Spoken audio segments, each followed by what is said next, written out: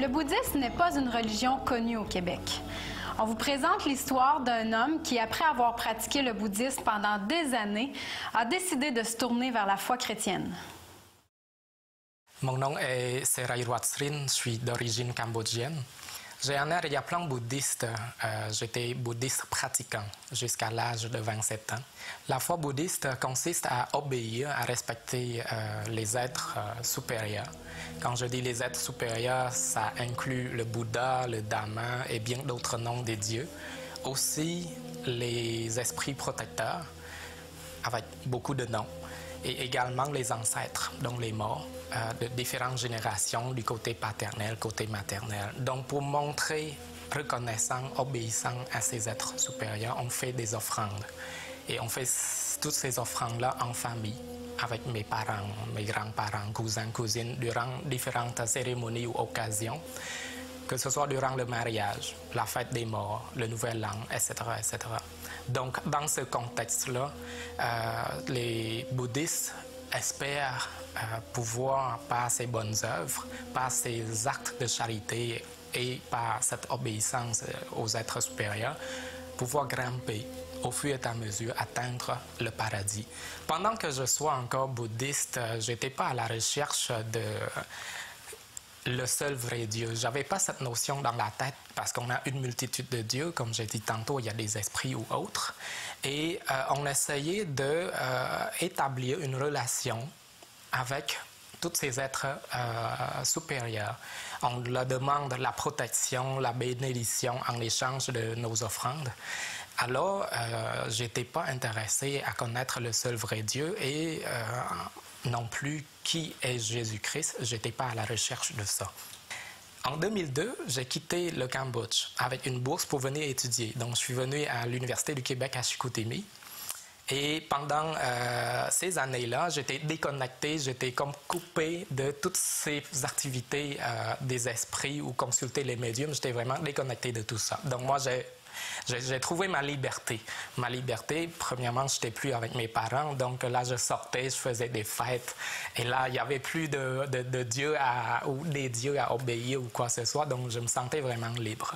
Mais malgré toutes les parties et puis les succès sur le plan social, académique, ou mon implication aussi dans le milieu, je me sentais vraiment perdu. Il manquait quelque chose. Oui, il manquait quelque chose. J'ai ressenti un gros vide au fond de moi, puis j'étais vraiment dans la détresse. Et à un moment donné, j'ai pensé à une chose, parce que les médiums qui étaient au Cambodge, même mes parents, ils disaient « Écoute, c'est important pour toi d'obéir à un esprit protecteur du territoire. » Et nous, on croit à ça, que chaque territoire vraiment a un esprit protecteur. Alors, dans cette grande détresse, je me suis dit, l'esprit protecteur de ce territoire des Blancs, ça doit être Jésus. Alors, j'ai commencé à invoquer. J'étais à genoux et je me rappelais bien que c'était assez tard la nuit, après que je sorte d'une soirée. Puis je pleurais, je dis Jésus, tu es Dieu de ce territoire. Alors, aide-moi, j'ai besoin de ton aide. Je me sens perdu, je ne sais pas où est-ce que je m'en vais et pourquoi je suis ici. Et j'ai commencé à lire la Bible depuis. Et je me rappelle des premières fois où j'ai commencé à lire la Bible. Plus je lisais, plus j'avais vraiment honte de moi-même. J'avais honte de mes péchés, j'avais honte de mon idolâtrie envers tous ces dieux, parce que dans la Bible, l'idolâtrie est une des activités les plus graves parmi les péchés. C'est à ce moment-là que je me suis rendu compte, durant tout le long de ma jeunesse, mon enfance, j'ai commis énormément et j'ai énormément offensé le seul vrai Dieu à cause de mon idolâtrie et à cause de ma nature de pécheresse avec toutes sortes de péchés à différents niveaux. Lorsque j'ai compris l'Évangile, et je me suis rendu compte, trois choses. Premièrement, depuis mon enfance, avec mon idolâtrie envers ces faux dieux, puis n'importe quel type d'esprit, et aussi à cause de mes péchés, j'ai fait la volonté du diable.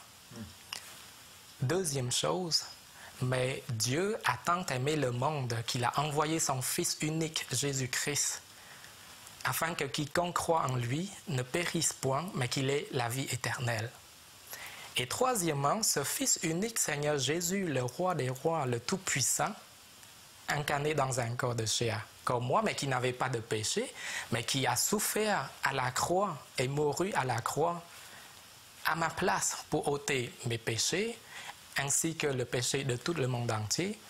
Je me suis dit, pour être juste, sans tarder, j'ai dû confesser le Seigneur Jésus-Christ comme mon sauveur personnel.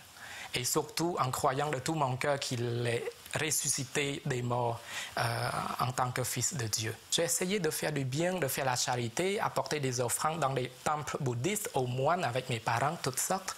Et je n'ai pas eu cette assurance d'avoir la vie éternelle. Le Bouddha, lui, avec les commandements, faire de bonnes œuvres, ne vole point, ne tue point, etc., etc., il dit, essaye de faire tout ça pour gagner le ciel. Mais il ne nous a pas promis que par lui, on serait sauvé.